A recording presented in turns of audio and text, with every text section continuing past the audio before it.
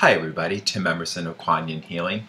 I want to thank you for the great response that we received on why I created What You Need to Know Before Hiring a Healer free PDF.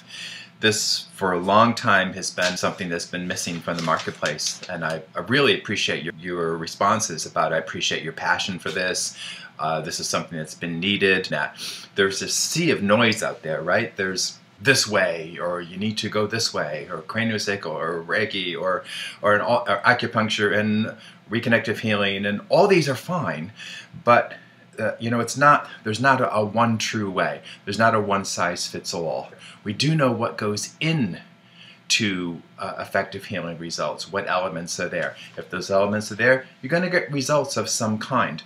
If they're absent, you're leaving it to chance, or you're going to get poor results or no results. Let's take a look at those. So here's some of the actual solid content that you can investigate in this free report, What You Need to Know Before Hiring a Healer. So the first thing is, when you don't get good results from healing, it's for one of these reasons, okay? The first is one of the four elements is missing. The four elements in Kuan Yin Healing, I call them the four pillars, are clarity, coherence, connection, and change. Here's how it works. Before we really can go after anything, we need to get clear about what it is. When I bashed up my knee, the first question that my doctor asked me was, so what's our goal here? It's a great question. Are we going running? Are you going back to mountain climbing? Do you just want to be able to get up in the morning without pain? What are we going for that's going to change how we go after this? Getting clear about what we really want in the end. It's really interesting. I find that what people really want in the end, not at first when they're struggling with something emotional or mental or physical, but what they really want in the end is peace. Even clients who've had very miraculous healings nearly, necks from injuries going back into place, high blood pressure abruptly dropping. What they talk about now isn't any of that. What they talk about now is the peace that they found. It's really an important part. So what are we really looking for? Connection. Every kind of healing and energy healing, we're looking for some sort of a connection to how do I get in touch with my true self, with my higher self, with universal energy, with whatever divine force, with the universe. We're looking for that smooth continuity of energy that allows the healing in whatever practice it is to happen. It varies from practice to practice exactly how that happens and what they're accessing. But that point of connection is not just you up there by yourself, right? The next point is coherence. This is an important one. We can't try to accomplish something in one area of life while we're actually pushing away in another area. So how do we come at this at a unified direction so that everything that you're doing is pulling in the same direction? I'm trying to lower my blood pressure, for example. I'm not going to eat foods that I know raise it. If I'm trying to lower my blood pressure, I'm not going to blow off exercise for no good reason. I'm going to do the things that are important to do. If I've just had a heart transplant, I'm not going to be eating foods that are bad for my artery. All things that we pull in the same direction. And one of the advantages that you want to look for in a good established healer is that there's some sort of comprehensive, demonstrable, systematic program to make sure that coherence happens. The fourth element is change. If you want different things to happen, you have to do different things. Now that can vary quite a bit. It might be a change in lifestyle, it might even be a change in beliefs, it might be a change in practices, it might be stopping to doing something that isn't good for you, for example. But there needs to be change if you want different things to happen. So we need all four of those. If any one of those are missing, healing can happen, but you're leaving it to chance that element will accidentally fall into place, okay? If you have all four, something positive is going to happen. So that's the first thing. You want to look for those four elements. It doesn't have to be the four pillars the way that Kuan Yin Healing does it either. Fiancé had a flyer on the fridge for a while from a practitioner that was giving a seminar that had this nice little triangle there. And I don't remember the exact terms. They weren't the same terms, but essentially the triangle was clarity, connection, and coherence.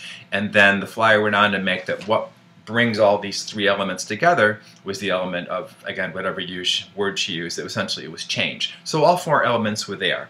So Anytime you see all four of those elements, you're talking about somebody who knows how to get results working with clients. So you want to look for those four, or terms that mean the same thing. The second reason people don't get results in healing is getting caught up in the spiritual or physical dichotomy. So this is an understandable mistake to make. So you're not getting good results with you're working with the traditional physical healing medical world, and so you go, I know, it's like I'm trying to lift a board, right? Trying to lift a board from just this end. I can't lift a heavy board from this end. So I know what I'll do. I'll run over to this other end, and I'll try to raise the board from this end instead. Yeah, that's kind of what happens all too often when people abandon physical approaches for simply spiritual approaches, or abandon spiritual approaches for strictly physical approaches. For one thing, it's incoherent. It doesn't address all the levels of meaning, and that's really what we want to do here. So again, it comes back to looking for something that's comprehensive, something that's systematic. The third reason that healing often falls short is, instead of looking at a comprehensive system, people are trying things. Now, this is a tough one, because it's certainly reasonable to want to sample something, but not everything can be sampled or is going to get results if it's sampled. I don't want to try a 15-minute sample of surgery, right? Or I don't want to try an antibiotic on day 1 and decide later if I want to pursue the course of treatment. Sometimes you need to be able to approach, what are we trying to do? Where is this particular client? What's the comprehensive system? And there isn't something to try. It's we do the system or we don't. So you want to look for somebody who in fact is going to be honest and upfront about those things. It doesn't mean you have to jump into something you don't want to do, but you do want to have the conversation and at least have that awareness, and somebody who is going to give you that comprehensive approaches. Okay? Now, let me give you an example of how this works, and this is in the free report as well. This is why some popular approaches that people use fall short. 3 in particular, visualization, intention, and short-term thinking. We want to have hope. We want to believe in things. And I think that's important. In healing's basic message is that better health and happiness are possible now, not one day. At the same time, we won't want to give false hope. On one extreme, there are sometimes people taking advantage of others. More often, it's simply matter that well-intentioned approaches and decent approaches are falling short and getting disappointing results. So how do we attract these results? One of the most popular ways that people use to try to attract things into their lives is visualization. Now, visualization is great. I'm not criticizing visualization at all. But the way that people visualize sometimes lacks both connection and it lacks change. So they kind of create this thing like this, okay? I'm visualizing that maybe one day I will have this. So notice what's being visualized there. That also lacks clarity, right? You're visualizing the waiting, right? And that's what you create. I'm waiting. I'm still waiting. I'm still waiting. And that's what you're continually creating through that visualization. See, it's really tricky. That's why it's important to have very comprehensive systems to go through all elements of this. That's also a common thing with visualization, is lacking coherence. It's hard to focus on one thing. You want to say, okay, I really want this, I'm clearing this. Oh, and I want that and that and that, and this and this and this, and this over here. And suddenly everything is getting a little bit of energy instead of something that's really, really focused. And setting intention. Again, setting intention is great, but before it can work, Don Miguel Ruiz talks about this in the 4 Agreements. We need to address a couple of things. One is, do you have the ability to transform? If you don't have the ability to transform, all the intention in the world isn't going to help you. And if you have the ability to transform, do you have any awareness of what is actually going on? Okay, what is actually the situation? If you don't, all the ability to transform in the world isn't of any use. So we really have to start with taking good close looks, clarity, right? Being able to transform, coherence, connection. And then we can talk about intentional change, right? So again, it comes back to systematic approaches. Another problem where people fall short is very short-term thinking. I call this just zap me, right? When I try this, I do healing, can you just like do your little thing and see if I'm healed? It sometimes works. It can work. I've seen it work. But more often, it's somebody is in a more of an ongoing journey. There are more steps to this than just that one piece.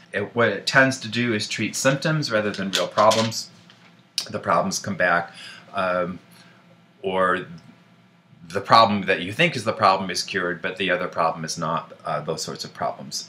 Again, this speaks to the need for a comprehensive approach to get at all the different levels of this. What's the root of the problem, rather than just treating the symptoms. So, those are the ways that things fall short. Now, if you address those things, you're going to get results. So, a key question that I very commonly get at this point is, well, if it's just about cleaning up and getting clear and making changes and all that, why can't I just do this myself? And the truth is, you can. You can absolutely do it yourself. And so the next thing in this free report that you'll see is 3 easy self-healing methods that you can do yourself. And explained right there. You can put them into motion absolutely immediately. I'm going to show you completely how to do that. Specifically, there are lots of different ways to do this, but one way that you can create energy and use it to heal, a way that you can release negative energy, emotional, mental energy very effectively, immediately, and how to start to look at how to put together a comprehensive approach for yourself so that in fact you get results. So for those, by the way, beyond the free report, those of you who would like to get more into depth, you might want to eventually take the 11 Paths to Self-Healing program. It's very, very low cost. But anyway, the top 3 things are listed right in the free report. The next question I get is that, that self-healing may work for some people. For other people, it may be a case of, often things that are simple are hard to do. Think of like musicians, right? Mozart, very, very simple. It's one of the hardest things to play. There's no place to hide. It's much easier to play the flashy pieces because there's lots of room to cover up places that fall short.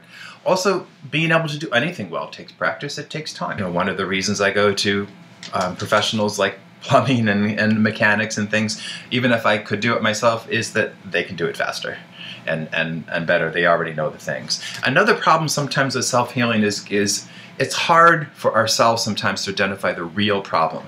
I remember one time I had these fingers on my hand were really, really tingly, the outside ones. My doctor pointed out, it's like, yeah, you probably fell on your side. You're an active guy. You didn't even notice it. You damaged this nerve, and that's why your fingers are tingling. I have never thought of that. I'm trying to figure out how to heal my fingers. It's some nerve in my side. A few nerve stretches, we're good to go again.